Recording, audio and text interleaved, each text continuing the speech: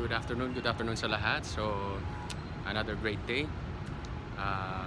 Well, nakikita nyo, ang ganda ng scenery sa likod, no? Yung mga skyline natin.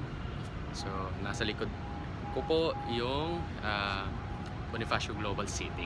So, yun, ganda ng view dito. So, anyways, pag-usapan natin, bakit ba ako na-encourage na mag-online negosyo? For simple reason. Number one, scale of expansion. Diba? So, kasi pag nag-online negosyo ka, hindi ka na limited sa area mo lang. For example, andito kami ngayon sa Mandaluyong, diba? Tabi ng EDSA mismo. So, pag yung negosyo ko is traditional business, malilimit lang yung market ko within sa vicinity ng area. For example, Mandaluyong or Metro Manila.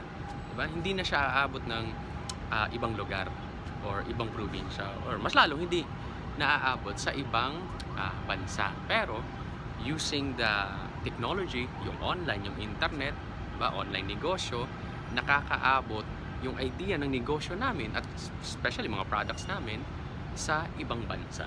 So that's why may mga leaders tayo from abroad, Middle East, OFW, ba, mga first world country, Canada. So may isa nga akong member from Canada, yung trabaho niya is a nurse, no? So shoutout sa'yo dyan, partner Karen. And the good thing lang, hindi siya magiging limit sa area mo lang. So ang laki ng scope niya and ang lawak ng scope niya. Number two, convenience. Just imagine, kahit nasa bahay ka lang, kahit nasa kwarto ka lang ninyo, pwede mong gawin yung online business. Diba? Hindi mo kailangan mamasahe, hindi mo kailangan lumabas, magpagsiksikan sa MRT, makipagsiksikan sa bus, maipit sa traffic. So hindi mo kailangan gawin yon.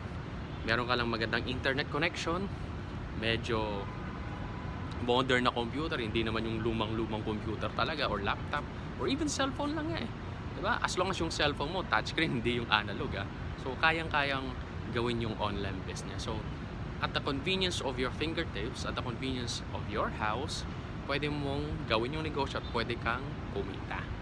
And syempre, number 3 is yung bigger potential income. Bakit? Since yung negosyo mo hindi limited sa specific area or sa iilang tao lang, global yung reach niya, global yung market niya. So just imagine, gaano kalaki yung potential na pwede mong kitain. Diba? Naisip niyo ba yun? Na the moment maraming tao yung nakakakita at nagkakagusto sa negosyo mo, sa produkto mo, globally dahil lang sa online, marami ding pwedeng bumili ng produkto. Just for example, bigyan ko yung example, Amazon, 'di ba? Ano pa? Alibaba, ano pa? Shopee, 'di ba? So ang daming market nila, Africa, US, Asia. So, pero nasan sila naka-base, 'di ba? Naka-base yung Amazon sa US, naka-base yung Shopee sa Singapore. So just imagine their reach, and isa sila ngayon sa pinakamalaking kinikita sa industry na to, sa larangan ng business. Tama? Jeff Bezos is one of the richest man in this planet. Tama? So ganyan kaganda kung magsisimula ka ng online business mo. And the good thing lang meron kaming effective na sistema na tao na mismo yung lalapit sa'yo, na tao na mismo mag-inquire, ano bang negosyo mo? Sila na mismo yung interesadong gawin yung negosyo. So if you are interested, just PM me, di ba?